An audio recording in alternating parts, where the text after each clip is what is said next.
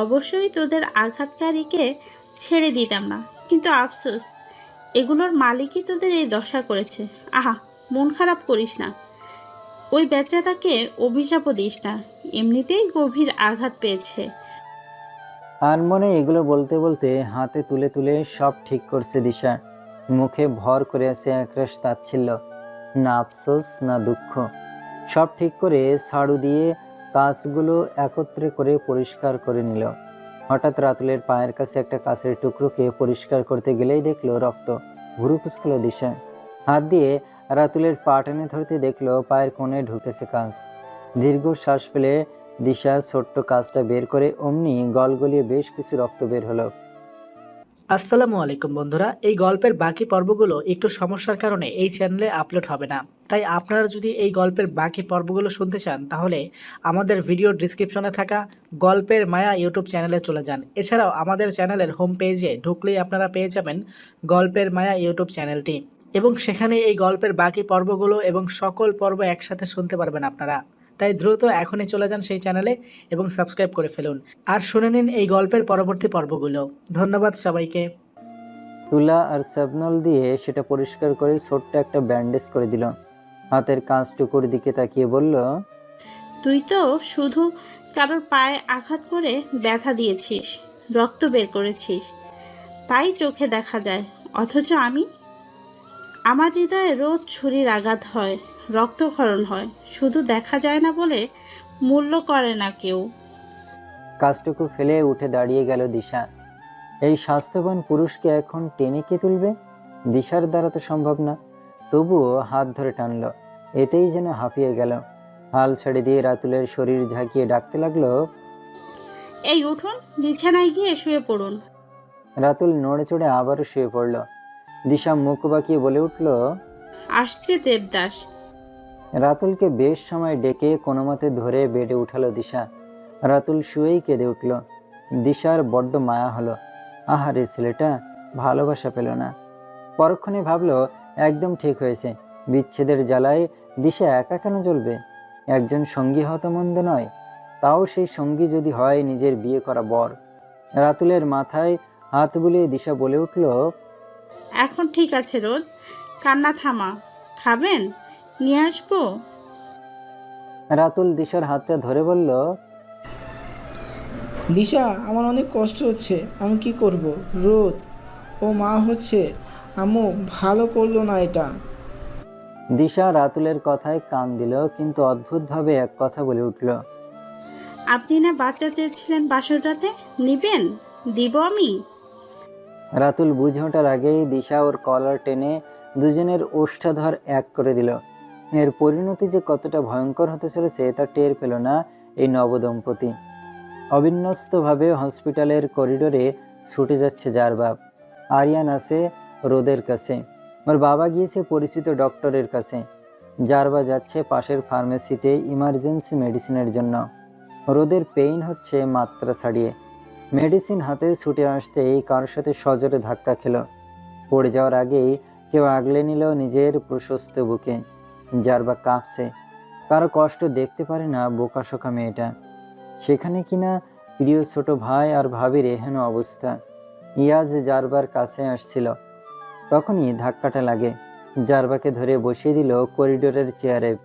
হাতের মুঠোয় ধরা মেডিসিনের প্যাকেটটা নিজে নিয়ে নার্সের হাতে দিয়ে পুনরায় ফিরে এলো। জারবা মাথা নিচু করে বসে আছে। ইয়াজ এসে ওর হাত ধরতেই খেয়াল করলো জারবা কাঁপছে। সান্ত্বনা দেওয়ার ভাষা জানা নেই ইয়াজের, শুধু জারবার মাথায় হাত রেখে ভরসার স্বরে বলল, ইনশাল্লাহ রোদ ঠিক হয়ে যাবে। ছোট ভাই আবারও জ্ঞান হারিয়েছে। ছোট ভাবি কাঁদছিল ব্যথায়। আমি ভুলতে পারছি না। রোদ এখন ঘুমিয়ে যাবে, মেডিসিন পুশ করলেই ঠিক হয়ে যাবে। এবার ব্লিডিং হয়নি, বেবি ঠিক থাকার সম্ভাবনাই বেশি। ছোট ভাইয়ার সাথেও কেন এমন হয়? কেন সারা জীবনের জন্য সুখ পাচ্ছে না? জীবনটা তো ক্ষুদ্র জারবা, সুখ দুঃখ মিলিয়েই থাকবে। হঠাৎ ডাক পড়তেই জারবাকে ভরসা দিয়ে ইয়াস পা চালালো দ্রুত। আদ্রিয়ানের জ্ঞান ফিরল মাত্র। ফ্যামিলি ডক্টর ওর পাশেই বসা। স্পষ্ট ভাষায় জানিয়ে দিয়েছেন তিনি অধিক উত্তেজিত হলে দ্বিতীয়বার হার্ট অ্যাটাক হওয়ার সম্ভাবনা আছে। আদ্রিয়ানের মা একাধারে কেঁদেই যাচ্ছেন। আদ্রিয়ান চোখ খুলেই এদিক ওদিক তাকিয়ে রোদ বলে ডেকে উঠল। পাগলের মতো বলতে লাগলো, আম্মু, আম্মু রোদ, আমার রোদ কোথায়? ওর না পেটে ব্যথা করছিল। আর আমার এই বাচ্চাটাও কি? আর বলতে পারল না। আদ্রিয়ানের মা ছেলেকে জড়িয়ে ধরলেন, শান্ত করতে চাইলেন, লাভ হলো না। সাবা আরিয়ানকে কল করেছে কিন্তু রিসিভ হচ্ছে না। আদ্রিয়ান ওর মাকে ছেড়ে উঠে দাঁড়িয়ে গেল, দুর্বল শরীর এখনো। সাবাকে জিজ্ঞেস করলো, ভাবি রোদ কোথায়? আদ্রিয়ান ভাই তোমার ভাইয়াকে কল করেছে, শান্ত হও, রোদকে হসপিটালে নেওয়া হয়েছে। কোন হসপিটাল? নাম শুনতেই ছুট লাগলো আদ্রিয়ান। ওর মা মুখ চেপে বসে পড়লেন, সাবার চোখেও পানি। কি হতো এই ছেলেটার সুখগুলো দীর্ঘস্থায়ী হলে? হসপিটাল জুড়ে পাগলের মতো ঘুরছে আদ্রিয়ান, কিভাবে এসেছে আল্লাহ জানে। এদিক ওদিক পাগলের মতো খুঁজছে।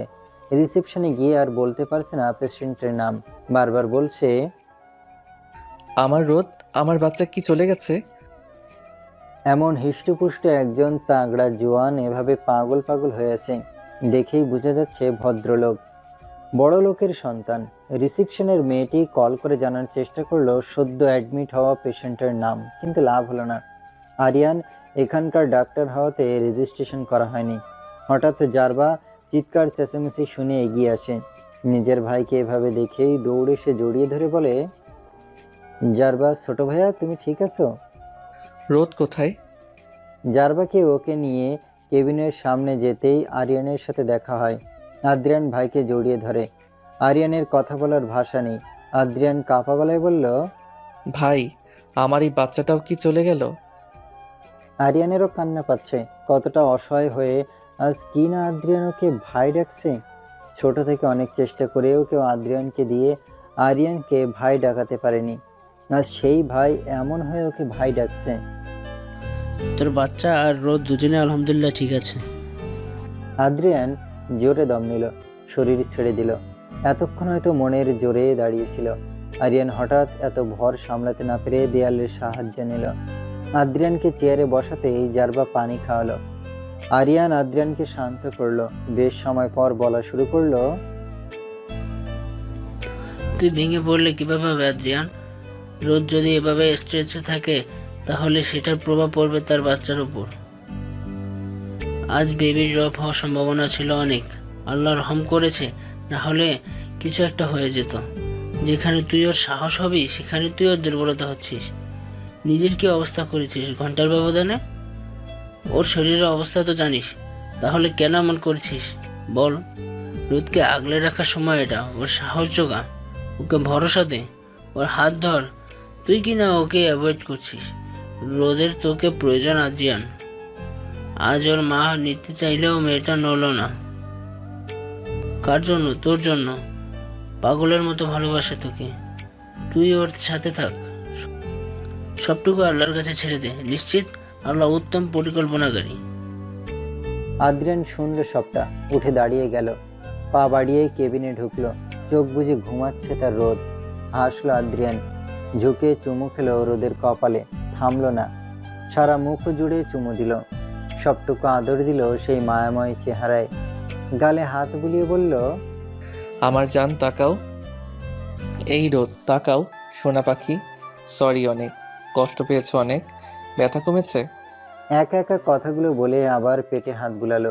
মিনতির সুরে বলল, এই বাবা মা যেই হও না কেন, প্লিজ আসো। বাবা অনেক কষ্ট পাচ্ছি, যেও না। বাবা অনেক ভালোবাসবো, সত্যি বলছি। বাবার বুকে ঘুমাবে না সোনা? বাবার বুকে ব্যথা করে তো পাখি। আসো তাড়াতাড়ি, মায়ের পেট থেকে সোজা বাবার বুকে, ঠিক আছে? প্রমিস করো, করলে তো? প্রমিস কিন্তু ভাঙতে নেই। কেউ নিতে আসলে বলবে যাব না, আমার বাবা অপেক্ষা করছে। তোমার বড় ভাই আর বোনও অপেক্ষায়, তুমি আসো। অনেক ভালোবাসবো জান। বাবার কলিজা, বাবার বুকে এসো। হ্যাঁ, বাবা অপেক্ষায় আছি বাবাই, অনেক ভালোবাসি আব্বু। নিজের অনাগত অস্তিত্বের সাথে আলাপ করল আদ্রিয়ান। রোদ চোখ খুলে অপলকভাবে তাকিয়ে রইল।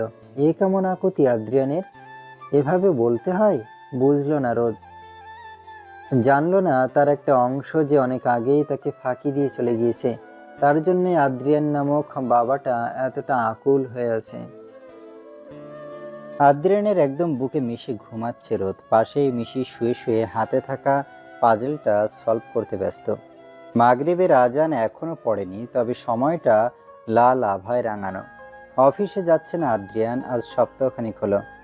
রোদকে ছাড়া এক চুলও নড়ছে না বিগত দিনগুলোতে। রোদ এখন পুরোপুরি 2.5 মাসের প্রেগনেন্ট। এইটা ওইটা লেগেই থাকে মেয়েটার। এই ভালো থাকে তো হুট করে শরীর খারাপ হয়ে যাচ্ছে। আদ্রিয়ান এজন্য একদম লেগে থাকে রোদের সাথে। বউ অসুস্থ, সেখানে আদ্রিয়ান কি আর অফিসে যেতে পারে? বিগত দিনগুলো ভালো যায়নি। রোদের বমি হচ্ছে অতিরিক্ত। ওই দিন বমির সাথে লাল লাল তরলও দেখা দিয়েছিল। শক্ত আদ্রিয়ান আবার বউ নিয়ে ভীষণ ভীতু, তাই তো সেই লাল তরল দেখেই চিৎকার করে বাড়ি এক করেছে। ওর মা সাবা, এমনকি আরিয়ানও কত বলল এটা স্বাভাবিক, কিন্তু আদ্রিয়ান বুঝি শুনে? সেই রাতেই ডক্টরকে কল করে। ডক্টর মিহা শুধু হেসে বলেছিলেন, ইটস নর্মাল মিস্টার জোহান, অতিরিক্ত বমি করায় গলার ছেলে এমন হয়েছে। এ কথা শুনে কিছুটা শান্ত হয়েছিল আদ্রিয়ান। রোদ আপাতত মেডিকেলে যেতে পারছে না, অসুস্থতার কারণে একদমই সম্ভব হচ্ছে না, সাথে ফুল বেড রেস্ট।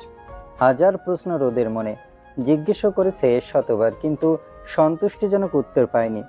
মাথা ঘুরিয়ে এই পর্যন্ত বিগত দিনে পড়েছে কয়েকবার। একবার তো বাথরুমও পড়ল। সে কি হইচই করে করে উঠল আদ্রিয়ান। ইদানিং তো রোদই ভয় পায়, এই বুঝি ওর কিছু হলে আদ্রিয়ানের ক্ষতি হয়ে যায়। ডক্টর আদ্রিয়ানকে কোনো প্রকার টেনশন নিতে বারণ করেছেন। আদ্রিয়ান সবাইকে কিভাবে বুঝাবে এই চিন্তা যে সহজে কমবার নয়। রোদ একটু নড়ে উঠল। আদ্রিয়ান আলতো হাতে রোদের মুখ থেকে চুলগুলো সরিয়ে ছোট্ট একটা চুমু খেলো কপালে। আদুরে গলায় ডাকলো, সোনা, হুম। উঠবে এখন? একটু খেতে হবে না? রোদ শক্ত করে জড়িয়ে ধরে রইল। আজ দুপুরে খাওয়ার পরপরই বমি হয়েছে অনেক, পরে আর খাওয়া হয়নি, তার আগেই ঘুমিয়ে গিয়েছিল। ঘুমু কণ্ঠে জিজ্ঞেস করলো রোদ, মিশান এসছে কোচিং থেকে? না, আজান হয়নি এখনো। উঠাই? উঠবে? চোখ খুলল রোদ, হাত বাড়িয়ে আদ্রিয়ানের মুখটা ছুঁয়ে দিল। আদ্রিয়ান হাসলো, রোদকে ধরে আস্তে করে উঠে বসলো। পাশেই মিশির সাথে খেলতে ব্যস্ত হলো রোদ। আদ্রিয়ান গেল খাবার আনতে। খাবার নিয়ে রুমে ঢুকতেই কানে এলো রোদের কণ্ঠ, ফোনে কারোর সাথে কথা বলছে। আদ্রিয়ান পাশে খাবারটা রেখে মিশিকে কোলে তুলে নিল। মিশি বাবাকে নিজের হাতের সলভ করা পাজলটা দেখালো। আদ্রিয়ান মেয়েকে আদর করে বলল, মা, ভাই এসেছে বোধ হয়, দেখে আসো তো। কোল থেকে নামাতেই মিশি দৌড়ে বেরিয়ে গেল। পিছন থেকে রোদ কানে ফোন ধরেই জোরে আওয়াজ দিল, মিশি, আম্মা কতবার বলেছি দৌড়ে যেতে না। মিশি শুনলো কিনা আল্লাহ জানে। রোদ আরো কিছুক্ষণ কথা বলে ফোন কাটল। আদ্রিয়ান ভাত হাতে পাশে বসতেই রোদ কিছুটা বিরক্ত কণ্ঠে বলল, আমি বুঝি না আম্মু রোজ কল দিয়ে কেন কাঁদে। আরে ভাই, আমি কি একমাত্র দুনিয়ায় যে কিনা প্রেগনেন্ট?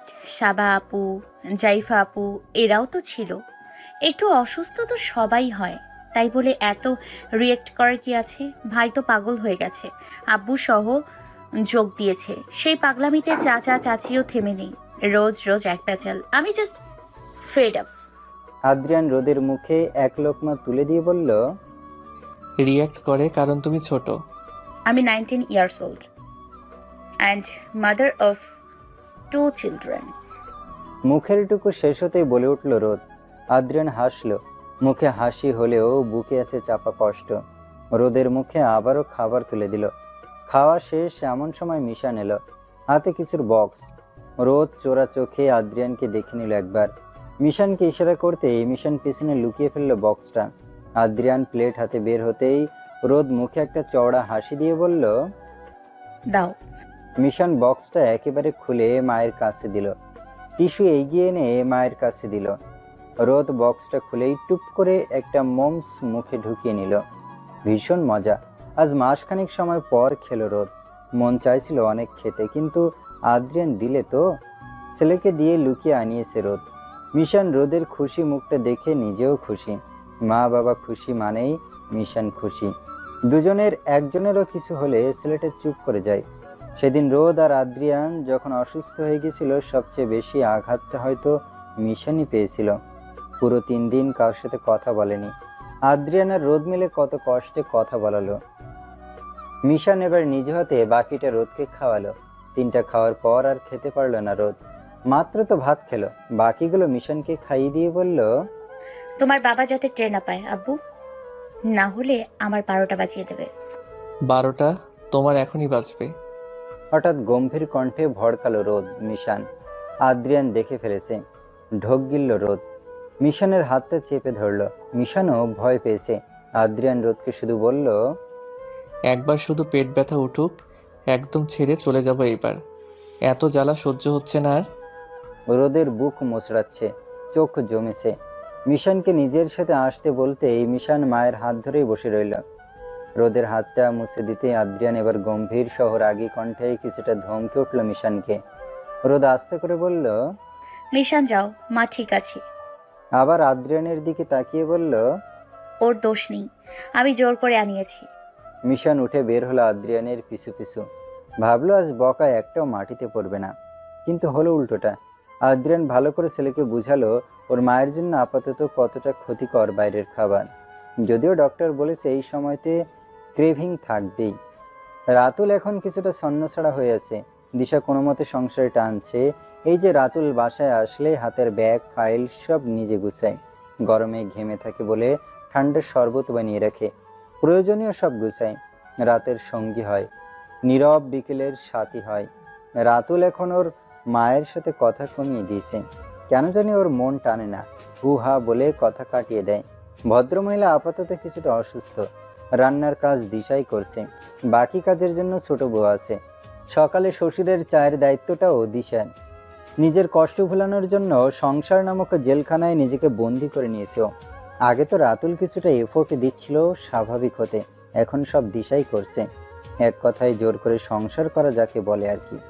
ইদানিং আবার রাতুলের প্রতি কিছুটা অনুভূতি জমেছে ওর। স্বাভাবিক, একসাথে থাকলে তাও যদি হয় এতটা কাছাকাছি, এতটা পবিত্র বন্ধনে থাকা, সেখানে অনুভূতি থাকাটা স্বাভাবিক। সমস্যা হলো এই অনুভূতিগুলো শুধুমাত্র আবেগের। মায়া হয় দিশার।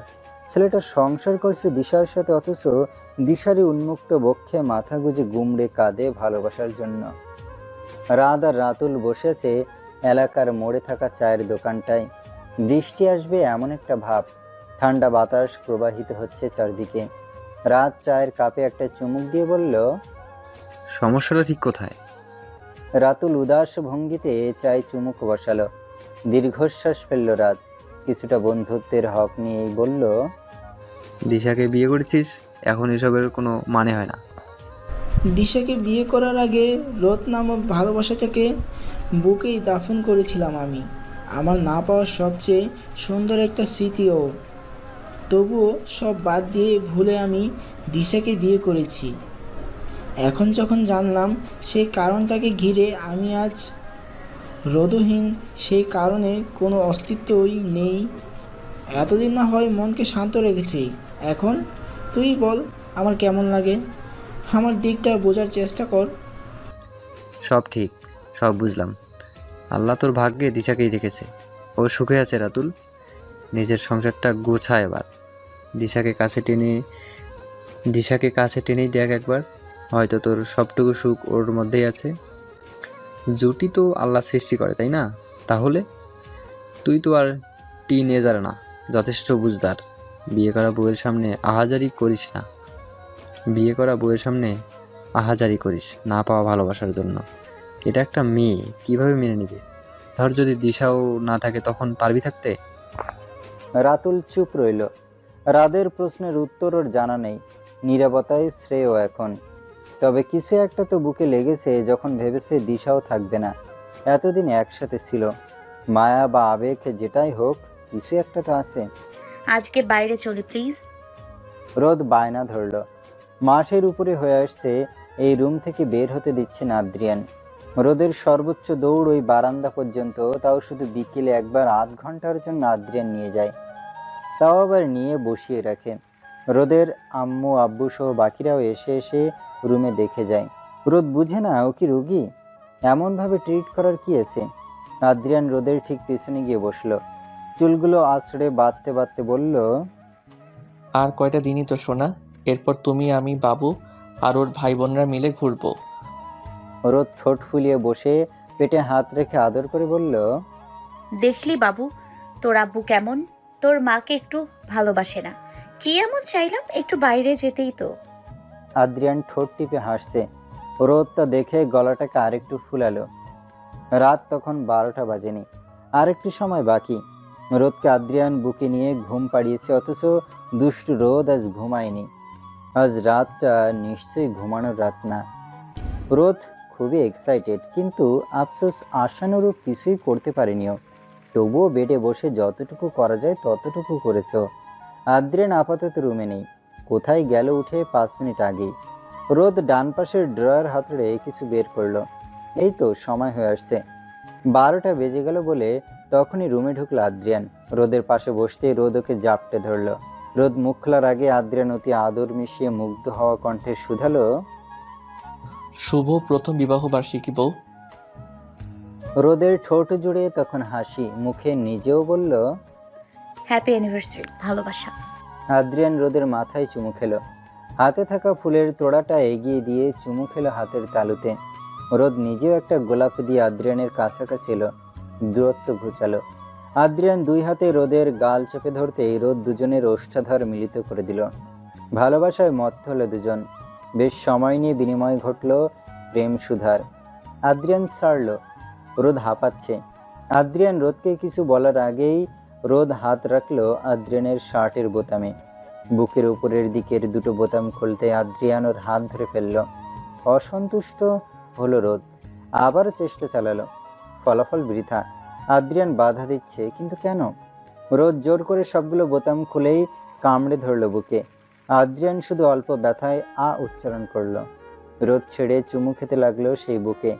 আদ্রিয়ান বেসামাল হচ্ছে। রোদকে থামানো প্রয়োজন, না হলে অঘটন ঘটে যাবে।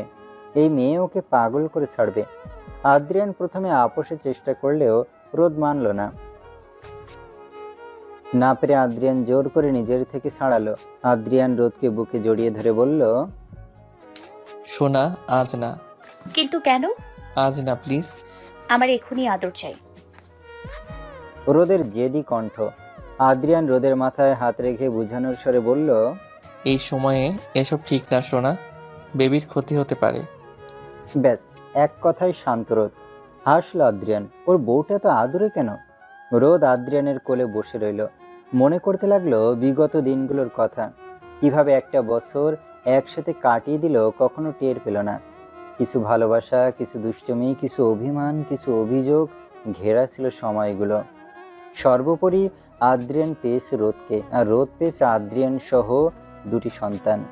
হঠাৎ চিৎকার করে উঠল রোদ। ভড়কে গেল আদ্রিয়ান। বাকিরা এতক্ষণ ছিল দরজার বাইরে সারপ্রাইজ দিবে বলে, তারাও দৌড়ে ঢুকলো। হসপিটাল জুড়ে পায়চারি করছে আদ্রিয়ান। চন্নি নেই ওর। বাকিরাও টেনশনে। রোদ আপাতত চেক আপে আছে, কিছু টেস্ট করতে হবে, তাই করা হচ্ছে। ডক্টর মিহা খুবই চিন্তিত। আদ্রিয়ান সাহস যুগিয়ে জিজ্ঞেস করতেই ডক্টর মিহা বলে উঠল, আলট্রা করি আগে। সকলেই চিন্তিত।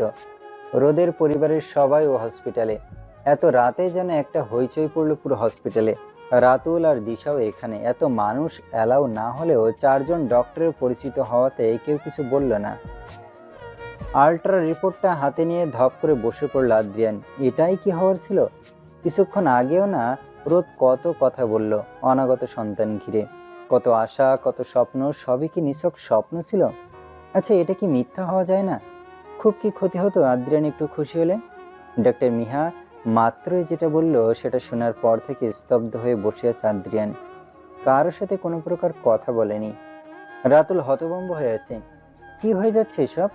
আল্লাহর কাছে একটাই দোয়া, এখন সবার রোদটা ঠিক থাকুক। শুধু সন্তানের শোকে জাগে মৃত্যু ঘটে মায়ের। বিগত 2.5 মাসে এই প্রাণটাকে ঘিরেই তো কত কথা। রোদকে বাসায় আনা হয়েছে, আপাতত ঘুমাচ্ছেও। আদ্রিয়ান কোথায় গিয়েছে কেউ জানে না। রোদকে বাসায় রেখেই বেরিয়েছে। ড্রয়িং রুমে পিনপতন নীরবতা।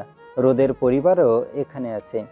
রোদের মা মেয়ের ভালোবাসায় কিছুটা স্বার্থপরায়ণ হয়ে ভেজা গলায় বলে উঠলেন, ওদের তো 2টো সন্তান আছে, আর কি দরকার? আমার মেয়েটা সুস্থ থাকুক। আকুল আবেদন। মা হয়ে তার কাছে মেয়ের আগে কিছুই না। এটাই কি স্বাভাবিক নয়? রোদের বাবা মুখটা যথেষ্ট গম্ভীর করে বসে আছেন, যেন তারও এই কথাই।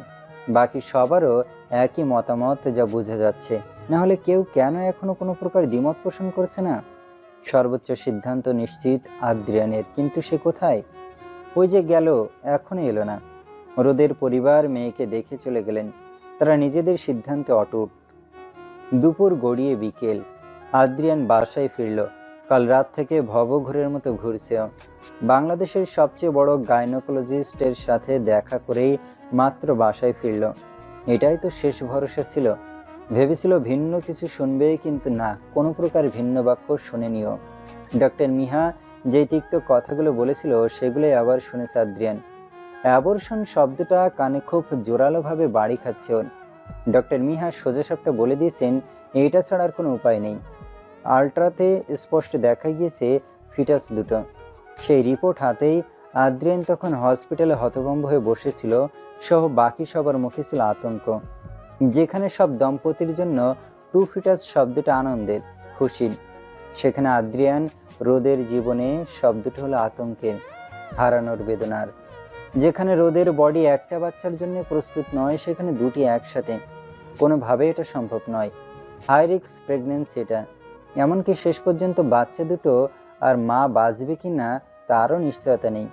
এমনকি মাঝপথে ড্রপ হতে পারে। সবচেয়ে বড় কথা, রোদ ওর লাইফ রিস্কে আছে। ডেলিভারিতে জটিলতার সম্ভাবনাই বেশি। এমনকি জীবন ঝুঁকি যা আগে ছিল তার থেকেও বেড়েছে। অথচ মেয়েটা বেখবর। হসপিটাল থেকে কতটা খুশি হয়ে এসেছে তা শুধুমাত্র রোদই জানে। কেউ ওকে বলেনি যে যমজ হবে, নার্সের কাছ থেকে শুনেছে। খুশিতে যখন আদ্রিয়ানকে জড়িয়ে কেঁদে ফেলেছিল, তখন আদ্রিয়ানও কেঁদেছিল। রোদ ভেবেছে হয়তো রোদের মতোই খুশিতে কাঁদছে, অথচ আদ্রিয়ান কাঁদছিল দুটি না আসা সন্তানের প্রাণ আশঙ্কায়, সাথে রোদের জন্য। এই রোদ ছাড়া আদ্রিয়ান বাঁচবে না, কিছুতেই না। আবার সন্তানের লোভও সামলাতে ব্যর্থ আদ্রিয়ান। যেখানে একটা সন্তান চলে গিয়েছে এটা শুনেই অতি শোকাহত ছিল আদ্রিয়ান, সেখানে আজ দুটো সন্তান আছে যাদের সাথে রোজ রোজ কথা বলে আদ্রিয়ান। রোদ এই সন্তানদের কিভাবে কুরবান করবে আদ্রিয়ান? আর রোদ ওই পাগলটাকে কিভাবে সামলাবে আদ্রিয়ান? রুমে ঢোকার আগে আদ্রিয়ানের মা ডেকে উঠলেন। আদ্রিয়ান আসছে বলে রুমে ঢুকলো ফাইল রাখতে। রোদ তখন মিশি আর মিশানকে নিয়ে গল্প করতে ব্যস্ত। ওরা 4 জন হবে, বড় একটা দল হবে, সহ কত কি। মিশি আর মিশানের খুশির শেষ নেই। দুইজনই প্রচণ্ড এক্সাইটেড যমজদের জন্য। আদ্রিয়ানের বুকটা হু হু করে উঠল। খালি খালি লাগছে সব। আলমারি খুলে কাপড় নিতেই কানে এলো রোদের কণ্ঠ। কোথায় ছিলেন আপনি? খেয়েছেন দুপুরে? কল করলাম কত, ধরেননি কেন? হ্যাঁ, আমরা 5 জন টেনশনে ছিলাম। আদ্রিয়ানের এখন কান্না আসছে, কিন্তু সেটা করা যাবে না। কাপড় হাতেই ওয়াশরুমে ঢুকে পড়ল। রোদ ভ্রুকুচকে মিশনের দিকে তাকিয়ে বলল, আমি কি আসতে বলেছি? আমার বাবা কি শোনেনি? শুনেছ তো? রোদ চিন্তিত হলো। আদ্রিয়ানের একটু অবহেলা যে সহ্য হয় না। আবার ভাবলো হয়তো টায়ার্ড।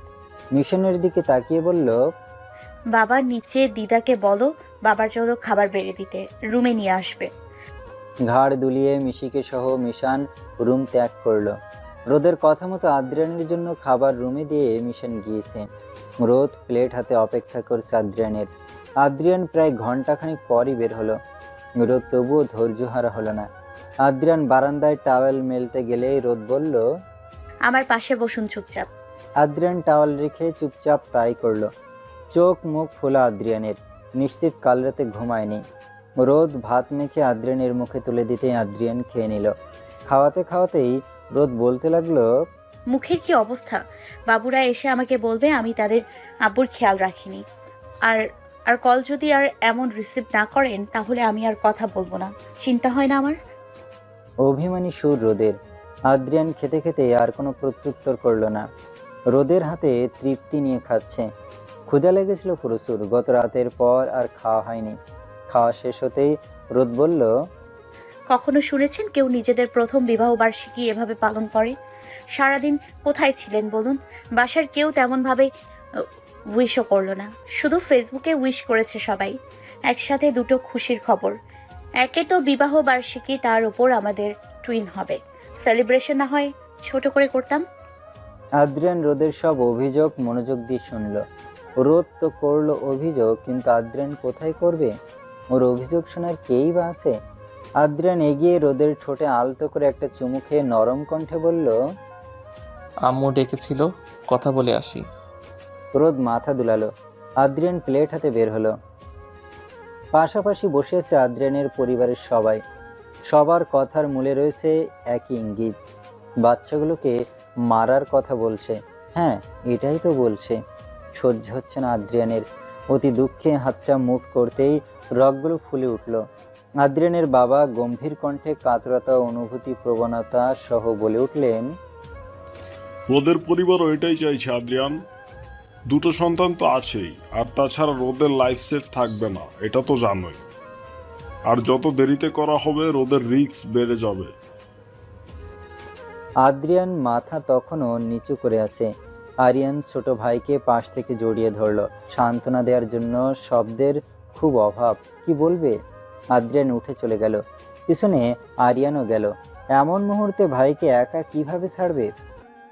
দিশা এখন আর কিছু বলে না। আজ হঠাৎ শরীর হালকা খারাপ লাগছে ওর। রাত ভর ঘুম হচ্ছে না। রাতুলের সাথে জেগে থাকতে হচ্ছে। সম্পর্ক স্বাভাবিক করতে চাইছে দিশা। মনকে হাজার বুঝ দিয়ে রাতুলের জন্য ভালোবাসা জন্মাতে চাইছে। কিছুটা হয়তো হয়েছেও। আল্লাহর দেয়া পবিত্র বন্ধন বলে কথা। মায়া টান আল্লাহ নিজে সৃষ্টি করে দেন স্বামী স্ত্রীর মাঝে। নিজেকে সামলাতে যথেষ্ট চেষ্টায় আছে দিশা।